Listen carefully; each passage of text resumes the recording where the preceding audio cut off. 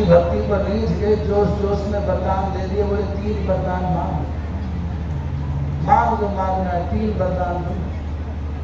वो ठहरा भारत का आदमी, उसने पहले वरदान में मांग लिया मेरा मकान इतना बड़ा हो, मेरे बच्चे इतने ज्यादा हो, ऐसा हो सब। तीसरा मांग के भगवान ने कहा तथास्तु।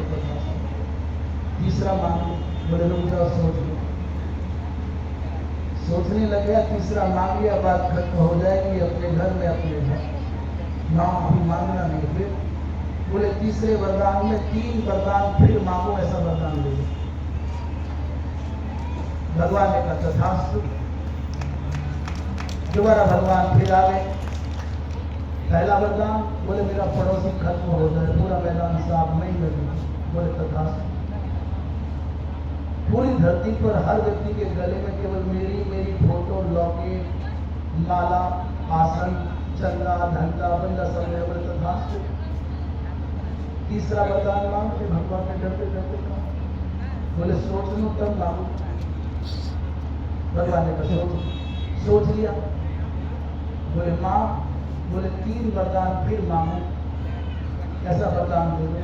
अब के बाद भगवान अपना छाती पकड़ के बोले हाँ देंगे देंगे देंगे। तीसरी बार फिर बुला लिए। बोले माँ वरदान तो मांग लिया, प्रवचन पूरी सृष्टि मेरे बस में हो जाए। क्या क्या मांगा, मांगता रहा। तीसरे के नंबर आया और भगवान का दिल धड़क कर रहा कि फिर ना कहते 3 मांगो। और इतना चालाक उसने तीसरी बार फिर कह दिया कि 3 वरदान फिर मांगो। भगवान ने कहा कि 300 मांग ले, पर अब के मांग ले मेरा पिंड छोड़। बोले ऐसे कैसे बाप रे, तो बालबीर के अलादीन जैसा 84 लाख बार अलादीन के जीन जैसा है।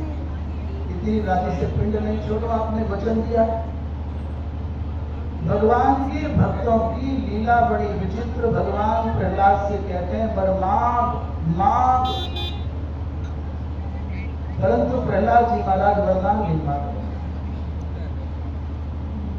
और इसके बदले में कहते हैं भगवान यदि आप देना ही चाहते हो, यदि राशि में कामान बरांस त्वम वरदन सभा, तो कामानाम हित्य संरोहम भवतस्तु वृणे वरम। तो फिर मेरे मन में कामना माने मांगने की इच्छा उत्पन्न ना हो, ऐसा वरदान दे। मेरे चित्त में मांगने की इच्छा उत्पन्न ना हो, अंकुर ही उत्पन्न ना हो, वरदान दीजिए। भगवान ठगे से रह गए। अंत में भगवान के आग्रह को आदर देते हुए मांगा मेरे पिता का पराभव न हो, मेरे पिता का पतन न हो। भगवान कहते हैं बेटा जिस कुल में तुम्हारे जैसे भक्त का जन्म होगा, जिस तभी पिता पोता पितृविस्सहते नघा यत् साधोस्य गृहे जातो भवान वै कुल पावना। सामान्यतया कहते हैं भगवान कह रहे हैं जिस कुल में तुम्हारे जैसा भक्त जन्म लेता है उसकी 21 पीढ़ियां तर जाती हैं। लोगों ने कहा कि 21 पीढ़ी तो है ही नहीं। प्रहलाद ब्रह्मा जी के पुत्र हैं, कौन है? ब्रह्मा जी के पुत्र कौन है? कश्यप, ये मरीचि। ये ब्रह्मा जी के पुत्र कश्यप हो गए। कश्यप के पुत्र कौन हो गए? ये हिरण्यकशिपु हो गए। कश्यप के पुत्र हिरण्यकशिपु। हिरण्यकशिपु के पुत्र हो गए प्रहलाद जी। अथवा कुछ इधर उधर तो ठीक कर लेना, बोले इसलिए कह रहे हैं ना, हमने छठी खाते समय मौजूद नहीं थी, हम कौन की बात कवर हो, आपको पता हो तो ठीक कर लेना कि किसकी बात कवर हो।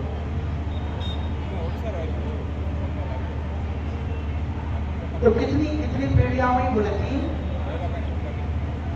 21 तो हुई नहीं। बोले बाद वाली 18 जोड़ लेना हो जाएगा? नहीं नहीं। एक आचार्य कहते हैं 3 त्रि माने पूर्व की 3 और सप्त भी माने तुम्हारे बाद वाली 7 और 7 3 10 हो गया। त्रिसप्तभी पिता पोता। अर्थात कुछ कुछ आचार्य ऐसा कहते हैं, ऐसा भी किसी को रुचिपूर्ण लगे तो मान सकते हैं। और भगवान ने प्रहलाद का जो अभिलषित था उसको प्रदान किया। प्रहलाद जी महाराज ने भगवान की अद्भुत स्तुति भी की और अंत में सप्तम स्कंद का व्याख्यान पूर्ण होता है। ब्राह्मण, क्षत्रिय, वैश्य और शूद्र ये 4 वर्ण हैं और 4 ही आश्रम हैं। ब्रह्मचर्य आश्रम, गृहस्थ आश्रम, वानप्रस्थ आश्रम और संन्यास। ब्राह्मण को क्या कर्तव्य है, क्या वर्जन है, माने क्या करना चाहिए, क्या नहीं करना चाहिए। क्षत्रिय को क्या करना चाहिए, क्या नहीं करना चाहिए।